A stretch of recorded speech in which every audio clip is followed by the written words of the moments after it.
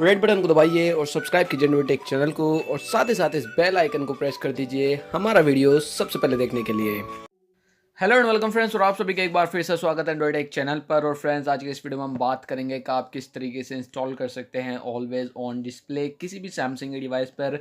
चाहे आपकी device Marshmallow पर रन कर रही हो, चाहे आपकी device Android Nougat, Android Oreo, Android Pie, जिसमें ऑलवेज ऑन डिस्प्ले नहीं है सैमसंग की डिवाइस में, आप उसमें इंस्टॉल कर सकते हैं। मैंने यहाँ पर आपको 3 लिंक नीचे डिस्क्रिप्शन में दिए हैं। पहले आप समझ लीजिए क्या कौन कौन से मैंने आपको लिंक दिए हैं। पहला है always on display plugin service. अब ये बेसिकली उन डिवाइसेस के लिए जिनमें जो है खाली always on display service install करने के बाद में प्रॉब्लम्स आ रही हैं, बग्स आ रहे हैं, क्रश हो रही है, उनमें इसको एप्लीकेशन को इंस्टॉल करने की ज़रूरत है। अदरवाइज़ अगर आप वैसे भी नॉर्मली इंस्टॉल कर लेंगे तो प्रॉब्लम क्रिएट नहीं करेगी। सेकंड एप्लीकेशन है latest application always on display की। उसमें आपको काफ़ी सारे क्लॉक फेस देखने को मिलेंगे, क्लॉक स्टाइल देखने को मिलेंगे, जो कि आप अपने डिवाइस पर अप्लाई कर सकते हैं।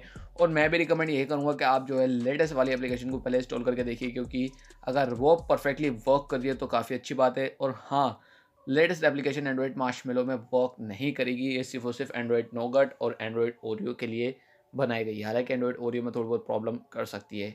इसके अलावा यहाँ पर आती है मैन सर्विस, जो कि एंड्रॉइड नोगट और ओरियो में परफेक्टली वर्क करेगा।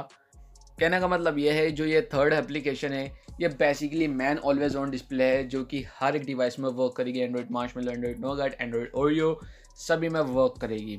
यहाँ पर आपको ज़्यादा क्लॉक फेस यानी कि क्लॉक स्टाइल देखने को नहीं मिलते हैं, बट आपकी ये जो एप्लीकेशन है ये काफ़ी बग फ्री है। यहाँ पर आपको किसी भी तरीके का कोई भी बग वगैरह देखने को नहीं मिलेगा, और काफ़ी छोटी भी है, यानी कि कहने का मकसद ये है कि काफ़ी बड़ी नहीं है। यहाँ पर आपको ऑलवेज ऑन डिस्प्ले का ऑप्शन मिल जाएगा आपकी लॉक स्क्रीन के ऑप्शन में सेटिंग्स के अंदर। और जैसे आप इस पर टैप करेंगे तो फिर इसकी जो है परमिशंस आएंगे, इसको आपको अलो करना है। एंड देन जैसे आप बैक करेंगे इसके बाद में आपको एक और परमिशन मांगेगा, उसको भी आपको अलो करना है। देन एक और परमिशन है, उसको अलो करने के बाद में आप इसको यूज़ कर सकते हैं अपने ऑलवेज ऑन डिस्प्ले को अपनी सैमसंग की किसी भी डिवाइस में। यहाँ पर आपको सिर्फ और सिर्फ 6 क्लॉक स्टाइल देखने को मिलते हैं, ज़्यादा नहीं, लिमिटेड है। बट इसका एक फ़ायदा है कि ये जो है काफ़ी बग्स फ्री है। यहाँ पर आपको काफ़ी कम बग्स देखने को मिलते हैं, क्योंकि ये ज़्यादा लोडेड नहीं है फीचर्स से। जो लेटेस्ट एप्लीकेशन है वो स्पेशली हैवी प्रोसेसर सैमसंग की ए सीरीज़ के लिए है, जो कि थोड़ा पावरफुल होते हैं सैमसंग की जे सीरीज़ के मुकाबले प्रोसेसर में। यहाँ पर आपको कोई सा भी आप अप्लाई कर सकते हैं क्लॉक स्टाइल को। आपको एक चीज़ का ध्यान रखना है, जो इन्फिनिटी डिस्प्ले वाले यानी कि 10:5.9 रेशो की डिस्प्ले है सैमसंग की डिवाइस में, उसमें जो नेविगेशन बार है आप उसको मतलब कि जो टर्न ऑन होगा यानी कि उसको हाइड करके रखना है। अदरवाइज़ इस तरीके का कुछ नेविगेशन बार आपकी डिवाइस में शो करने लगेगा, विच इज़ वियर्ड।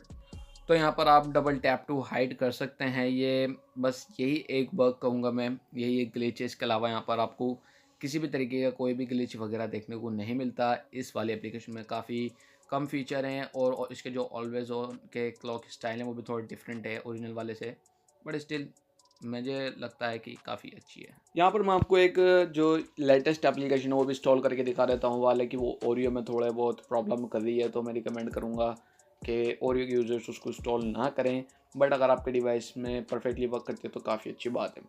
यहाँ पर लेटेस्ट एप्लीकेशन में आपको इसके अलावा यानी कि जो क्लॉक स्टाइल है बस वही आपको काफ़ी सारे देखने को मिलते हैं, और जो इसके एडिशनल शेडिंग है वो भी आपको काफ़ी सारे देखने को मिलती है as compare to normal one. और एक बात और, जब आप अपनी डिवाइस में ऑलवेज ऑन डिस्प्ले इंस्टॉल करेंगे देन आपका डिवाइस 3 से 4 सेकंड के लिए फ्रीज हो जाएगा, उसके बाद में नॉर्मल हो जाएगा। तो ये कोई मेजर प्रॉब्लम नहीं है। यहाँ पर आपको उसमें 4 बार 4 परमिशंस को अलो करना है। Still I don't know why, but हो सकता है यहाँ पर काफ़ी सारे फीचर्स लोडेड है, ये इस वजह हो। और फीचर का कहने का मतलब ये है कि इसकी जो एडिशनल सेटिंग है वहाँ पर आपको काफ़ी सारे ऑप्शन देखने को मिलता है। आप इसकी ब्राइटनेस को अपने अकॉर्डिंग एडजस्ट कर सकते हैं। आप अपने इसका जो होम डिस्प्ले का बटन है वो भी अपने अकॉर्डिंग एडजस्ट कर सकते हैं, और भी काफ़ी सारे फंक्शंस हैं।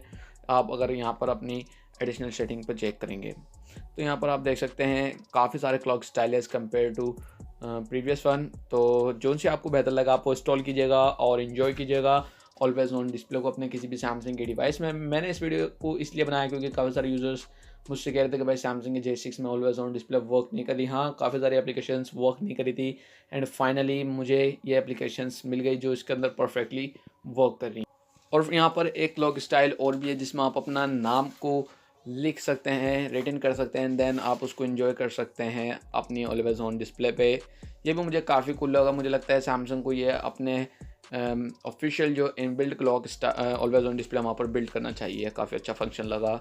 सो फ्रेंड्स, यही था आज के इस वीडियो में। आई होप आपको वीडियो पसंद आएगी। वीडियो अच्छी लगती है जरूर से इस वीडियो को लाइक कीजिएगा, शेयर कीजिए अपने फ्रेंड्स के साथ में। और अगर आप हमारे चैनल पर नए हैं तो सब्सक्राइब कर वगैरह मिल जाएगा। मैं मिलता हूँ आपसे किसी अच्छी अगली इंटरेस्टिंग वीडियो में। See you in my next video, signing out.